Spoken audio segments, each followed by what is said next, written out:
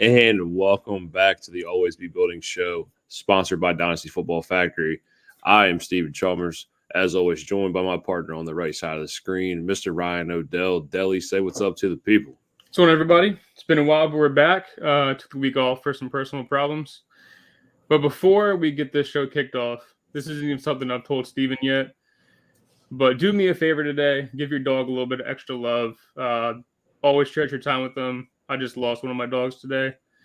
So tough day for me too. But we're getting this thing going and starting the new series today. Took the week off. Right back at it. We're finally back in the Dynasty season, and we're watching all the training camp hype from all these incoming rookies. It's time to go see if our rookie drafts went great for us or bad for us. But lucky for us, so far, there's not a whole lot of people out there busting just yet.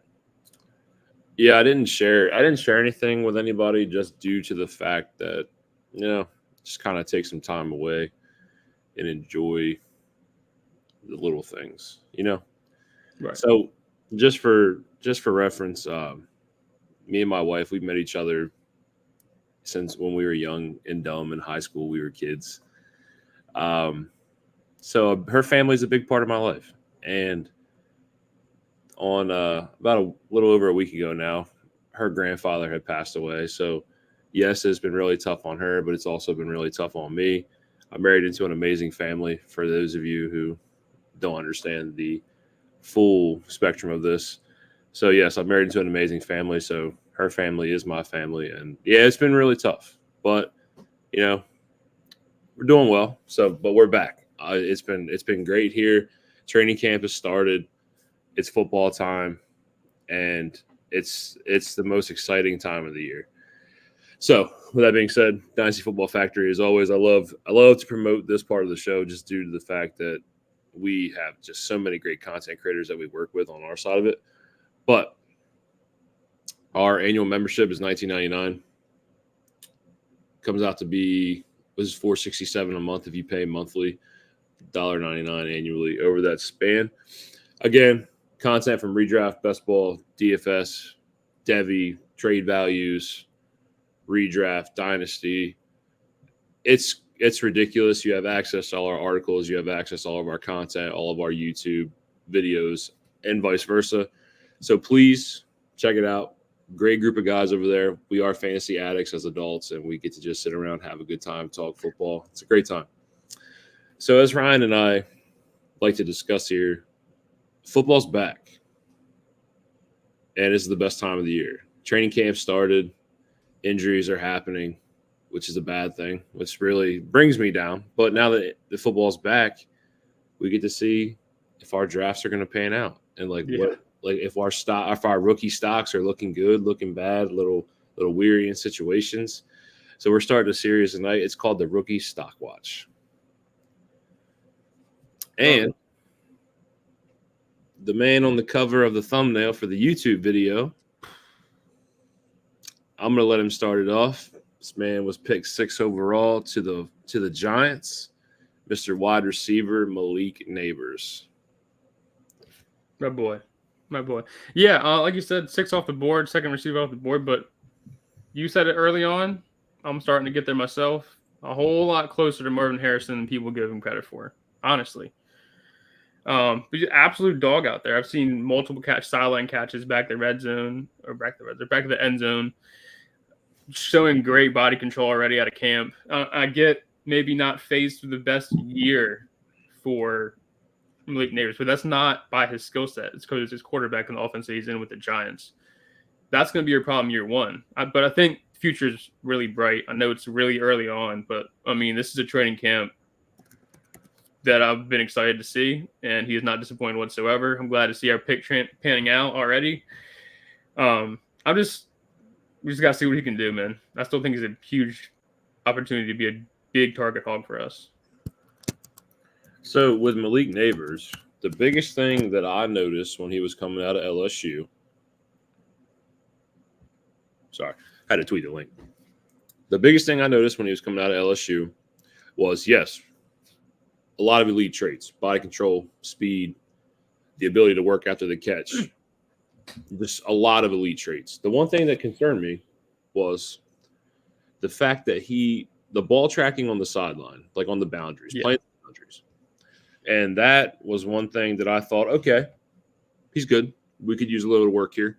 But in training camp, there's been multiple throws here that I've seen Daniel Jones just lay the ball up. Not underthrown, actually. Give credit to Daniel Jones. Just lay the ball up and he work. Yeah. And it's been really fun to watch because Malik Neighbors has been my favorite wide receiver of this class. I love Marvin Harrison Jr. I watched a lot of Marvin Harrison Jr. as a Penn State fan, but Malik Neighbors has been my favorite. I planted the flag there. I always have my guy. He is my guy at the wide receiver position, and I've seen him thrive in training camp. I've seen him do things that 5-year, 10-year veterans can't do on the football field. He is going to be that guy. Yeah, got a franchise receiver. Gives me Odell vibes back. I mean, we got an elite receiver back. We'll see what Daniel Jones can do with an actual high-profile receiver. He's never had a receiver one in fantasy, but I can't say year one, but I got a feeling that Malik Neighbors is going to get there one day. I mean, just the sheer talent behind the ball. I mean, you look at the college tape, and then you look at what he's doing in training camp, and it's all lining up to him transitioning very well into the league, and I'm excited to see him hit the field. Yeah, there's also been reports with Neighbors too that a lot of people in the Giants organization are already seeing the fact that he can be their focal point of the offense. Right. You think about it, this offense has completely changed.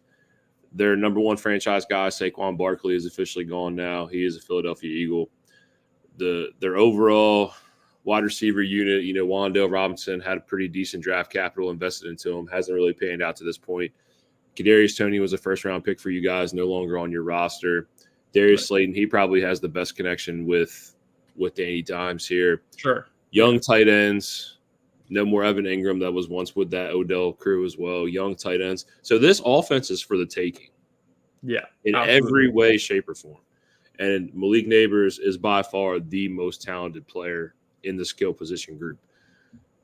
It is not out of the range of outcomes for this wide receiver to draw 140 targets this season. It's not. As long as Daniel Jones can actually get to that point. Sure. But we'll see. But yeah, I mean, you're absolutely right in the fact that, Slayton has been Daniel Jones' go-to guy, but at the same time, he's still profiled better as a best ball receiver than he is in redraft or Dynasty. He has big games and then he'll disappear for a few weeks. Neighbors he can go up there week in, week out and work with his skill set. And he has no target competition. Even Devin Singletary in the backfield, not a great receiver. We have Tyrone Tracy in the backfield, but we've got to see him actually play with NFL level competition. We don't know what he's going to be. So we don't really have a pass catching back either. So I think, like I said before, huge target volume incoming from Malik Neighbors for this season. Don't know what that's going to translate for touchdowns or yards, but you figure in a PPR league, you're probably still going to get your value. Bold prediction from me. Malik Neighbors will win Offensive Rookie of the Year.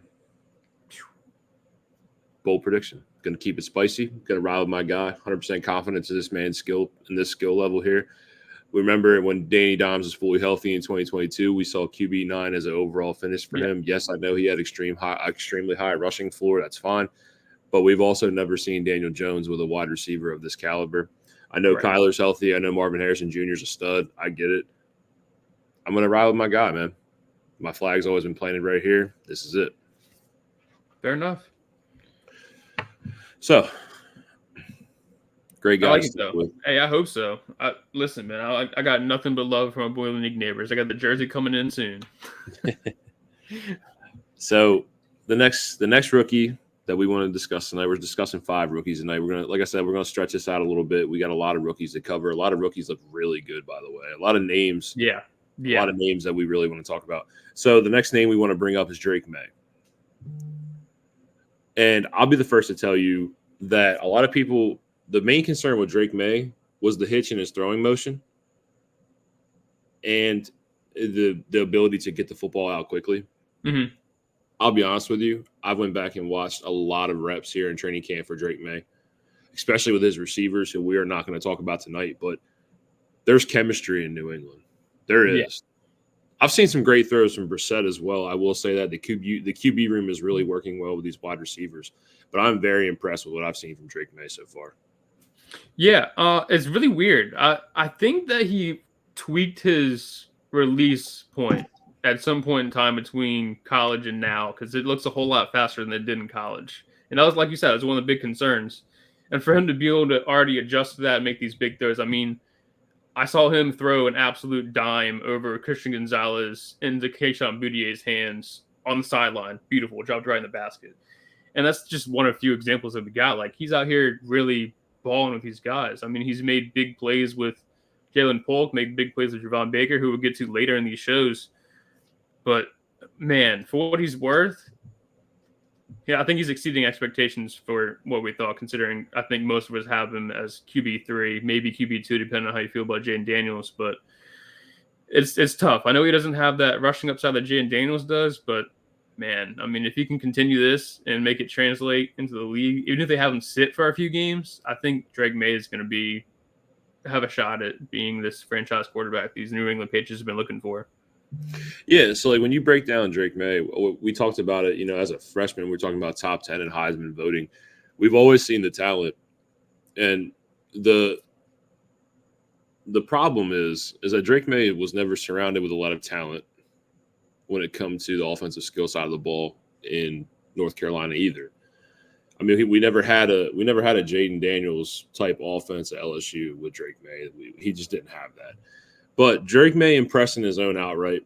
I've always been a huge Drake May fan. I've always been a fan of his pocket presence, his ability to move inside and out, his rushing ability. It's very sneakily good. His arm, he's got one of the best arms in the game, and just overall, just his play style, his demeanor. He was always that quiet leader. He always gave me Justin Herbert vibes. He always did. I'm not saying he's Justin Herbert. I'm not saying that. But I'm saying that probably is his ceiling. That's probably who he is as a player archetype. He's a great player. I was always a fan of his, and I didn't know what I wanted for him in New England. I didn't know if I wanted him to sit. I didn't know if I wanted him to learn behind Brissett and not be rushed right away. Yeah. But I'm okay with whatever happens there. I just think he's going to be a really good pro, and I've been very impressed with what I've seen early in these training camps. Again, we haven't hit preseason football yet. But from what I'm saying, Drake May's stock needs to be up. Yeah, I think he's trending in the right direction for sure. But I think his receivers have been great too. No, I don't want to take anything away from him. I'm just previewing the next show. But yeah, I'm very excited out there. I get it's just training camp; they're playing easy, but some of these throws, man, he looks legit on the run, in the pocket, dropping back. All his back foot. I mean, he's made all these throws look easy so far. The one throw that really sticks out to me is there's a ball. It's not Christian Gonzalez, so I don't know who the DB is to be exactly. I couldn't tell from the number. It could be like one of those like later round rookies, but he's lined up one-on-one with Javon Baker. Javon Baker has an inside-out post route. He hits him with a double move. And Javon Baker works back to the sideline, and he drops the ball right on the sideline over the head into the basket. It was a beautiful throw, man. And I was just amazed. I was like, wow, that's probably 65 yards down. I can't. Only quarterback to complete a 40-yard pass so far in training camp, given it's early. I know we're only a couple weeks in, but like to see him pushing the ball downfield already and showing off that arm. Right. But he has a receiver in that skill set. We know Javon Baker averaged over 21 yards per catch last year. That was his skill set. That's where he works. And Jalen Polk, he reminds me of that Chris Godwin, more of a possession type receiver, works through the middle of the field. And I saw him drop that dime to Jalen Polk in double coverage over top of the DB, over into the safety window. It was just a beautifully timed throw, and I was just so impressed. So, like I said, his stock needs to be up. I know he was going at like QB 18 in startups, like in that Bryce Young range. And I like Bryce Young. I am excited to see him in Carolina this year, with Dave Canales and all that. But I will firmly say this. I think Drake May is very undervalued. Yeah. But Drake May's been one of our guys for a while now, so Sure. for what it's worth. But I mean, you can't like if you don't believe us, please just go search his name on Twitter and go to videos and just watch him cook. Yep. It's unbelievable what he's showing right now. We haven't seen it all, and I'm sure he's made some bad throws, but for what they're putting out, kid's balling. Right. So the next name that really stands out, I know this doesn't come as a surprise to you guys, but Brock Bowers. Brock Bowers. Yeah. Because I'm so heavily invested into this kid and I have so many shares of Brock Bowers, I love to keep track of like my guys. And so with Brock Bowers, you don't see a lot of clips, but I've read articles already that are just sporting the fact of how much of a weapon, how much of an X factor this kid is. He's moving all over the field in motion sets. He's using the receiver off the line of scrimmage. He's using the receiver in the slot out wide. Aiden O'Connell really talks about, like in this article that I was reading, really talks about his ability to just be a weapon in motion and just win his one-on-one routes. It was just a great article to read about how heavily involved Brock Bowers has been in training camp early and how much they view him as like their number one option going forward, like when it comes to the future. And Yeah. I'm excited for Brock Bowers. We knew Brock Bowers was elite. Ryan and I have preached this kid since he was 18 years old. He's one of the best tight end prospects we've ever seen. He dominated the SEC lights from the minute the game turned on. And it shouldn't be a surprise to you how good Brock Bowers is. But people forgot when he didn't work out at the combine. Yeah, but I mean, a guy like him, he doesn't really have to work out the combine. But you're hearing everything we kind of expected out of Brock Bowers. I kind of mentioned the same thing with Malik Neighbors. Like year one for tight ends is a little rough. He still has Devontae Adams in the same offense. Probably won't have the greatest year, but once again, I mean, we're talking rookies. These guys, tight ends especially, these guys have 8, 9, 10 years in them if they end up being elite. I mean, look at your George Kittles, your Travis Kelce's. I mean, you can down the line. They have a long shelf life. I think he's got a real shot. I mean, the few clips that we have seen from him. I mean, he's over the top, mossing people, cutting through the middle of the field. It's just like, I think we kind of knew this coming out that he wasn't always going to be placed in the tight end slot for the offense. He was going to be mostly slot and tight end spot, but maybe even slip outside. So to hear that he's already working outside is kind of crazy to me. Just goes to show that they want to involve him in this offense. They kind of have to involve him in this offense, if we're being honest. But from what we've seen, I got nothing against my boy Brock Bowers. No. And if you're getting him at that slot where Odunze, Bowers, J.J. McCarthy right there, and you were getting him at like the 8 or the 9, congratulations. Yeah. I know a lot of us play tight end premium leagues now. So if you are in a tight end premium and you are still getting him that late due to the landing spot, congratulations. I always said the landing spot was weird. Yeah. But I always said that Gardner Minshew or Aiden O'Connell, typically with their ADOT and where their overall career averages sit, that they will specialize in Brock Bowers' skill set.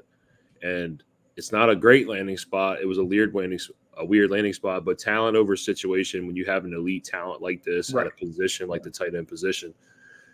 So Brock Bowers stock watch looking real good.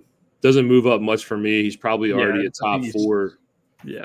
He's probably already a top 4, top 5 dynasty tight end, depending on how you rank it with Kincaid, McBride, Laporta, depending on how you rank it. But just wanted to give some love to an elite option that didn't work out at the combine, and people forgot how good he was. Yeah. I don't know how you could after 3 dominant years in the SEC, but hey, whatever. Hey, everybody wanted to see the combine hype. Wanted exact set numbers for this kid. They didn't get it. They're like, something's wrong. Something's got to be wrong. Turned out just fine. He's going to be great. Yeah. So, all right, round it out. Well, we got 2 more names. Oh, yeah. My bad. We got 2 more names. So, I'm going to save the controversial one for last. Let's go down to Carolina. Let's talk about Xavier Legette. Okay. who I am thrilled for. I have seen a lot. And these are like, and this is like that player that we had talked about on the podcast with these guys. Like, we don't know how to assess these 1 year window guys. Like, they typically, when we assess them, we typically see them in the red and like a negative aspect, like with these 1 year windows where these guys don't thrive until their senior years. So, what's your thoughts on the get? Because I've been very excited to see how explosive this kid is in training camp. It seems like every day we're seeing a highlight reel catch from Xavier Legette. Really, really fun player right now. Yeah, so far we've seen. I mean, I think everybody coming into it, I think he blew, just to reference just how much of a physical beast he is. Before we even get to like what he's doing in camp, comes in at 6'3", 227, running a 4.39. I think you're kind of already seeing that speed out there, even in training camp. That, and he's got this great rocker step that he's been showing off all camp. I've seen him do it 2 or 3 times, and it seems like every time he plugs that leg in the ground and goes the other way, he's beating these corners by 4 or 5 yards of separation. I mean, he can get that down. I get you don't want to be a one-trick pony or anything like that, but he also has the vertical speed to beat somebody. And if he's got this rocker step going for him, which for those who don't know is plant your leg, I think you're going to slant, and then cut outside towards the sideline. And he is great with it. I want to see more out of him even now. But so far, so good for Xavier Legette, who I think kind of was slept on and fell down a lot of people's boards, but never left mine. Like I said, since the start of Legette, I need to be sold on him. I'm still not 100% sold, but he's off to a good start. I kind of thought he was going to be one of those guys that struggled in camp. It took a little bit, maybe into the preseason, to start showing flashes, but I'm seeing practice after practice, game after game. Practice after practice, him continue to make these big plays so far.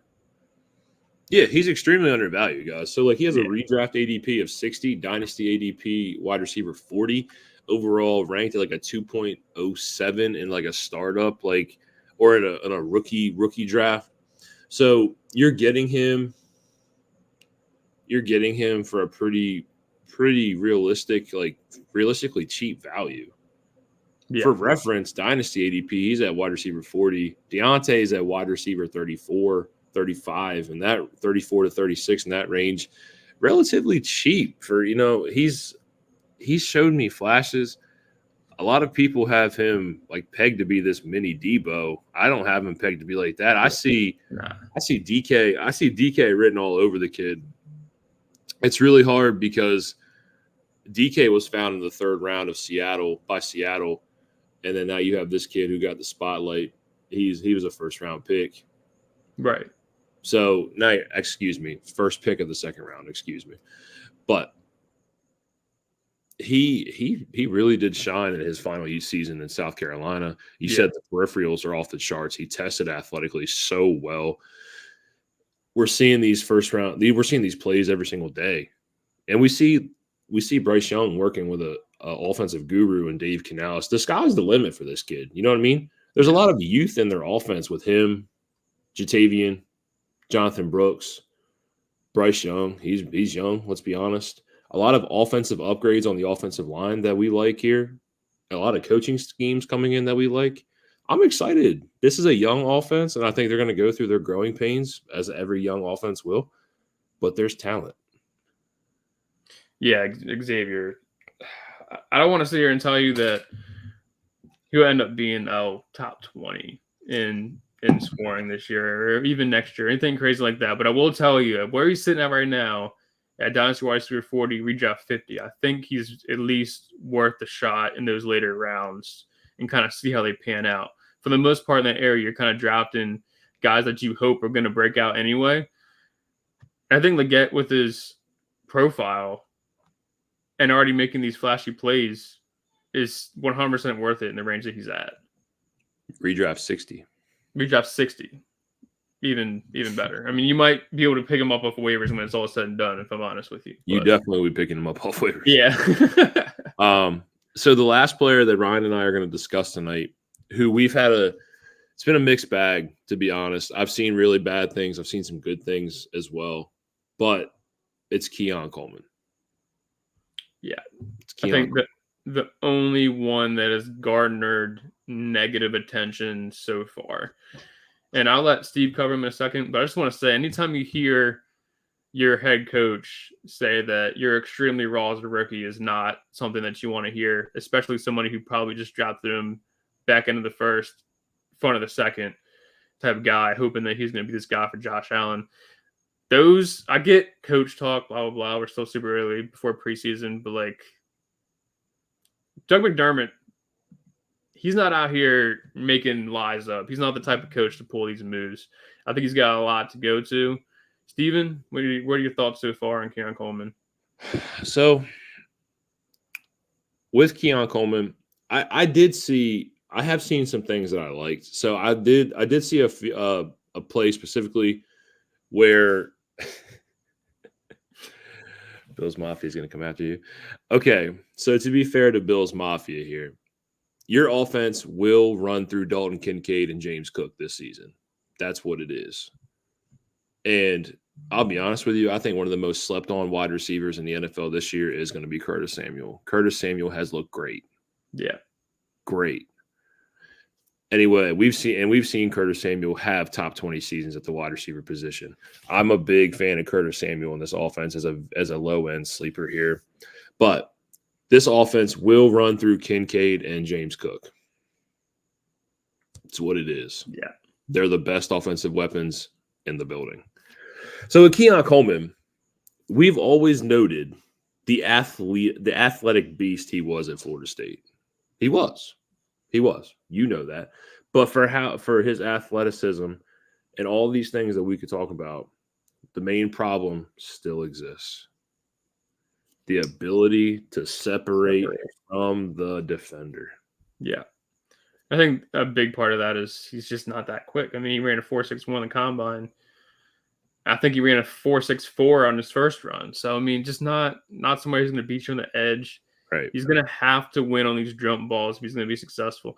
I'm not saying he's going to be a bust, but I think so far, if I'm going to be worried about any one rookie that was drafted highly, I would say it's Keon Coleman. And it's something that I'm sad to say we've warned you about throughout this whole process. And if you got a good value on him, great. I think if you got him late second, you're probably doing just fine. Early third, I doubt you're getting him there after all the hype go to the Bills, but we'll see how he pans out, man.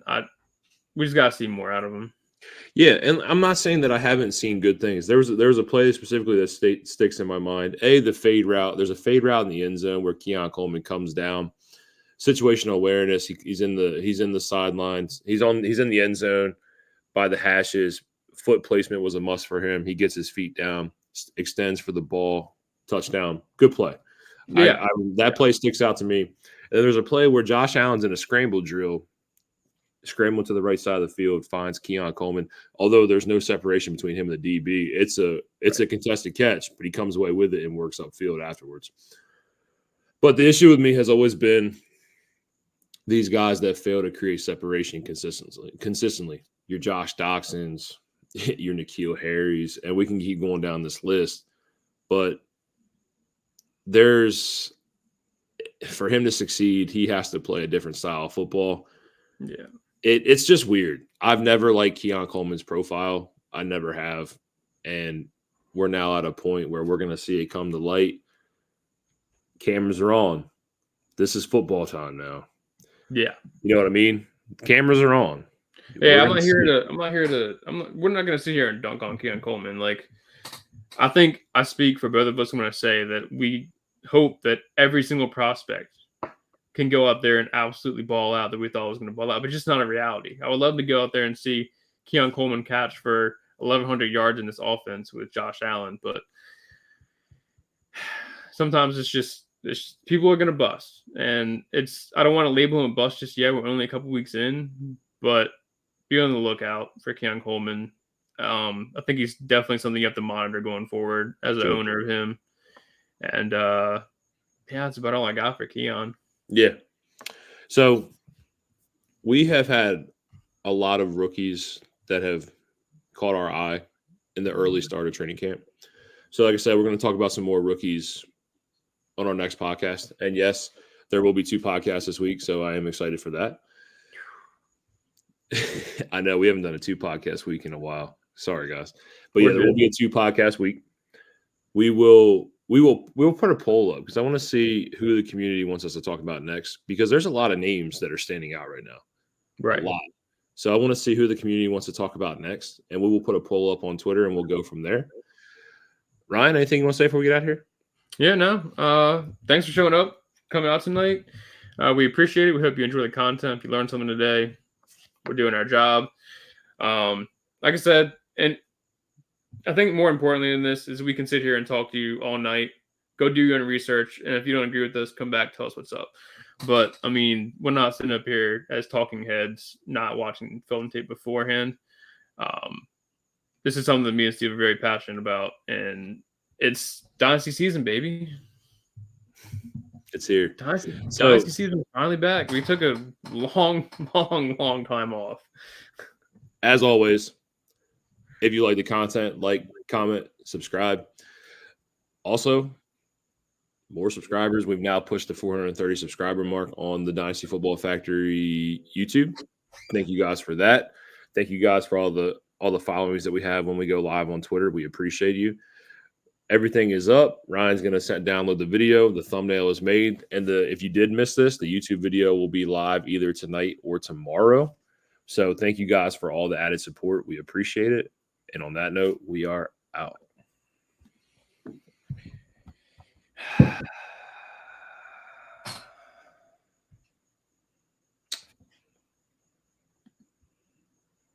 Did it end the stream? No.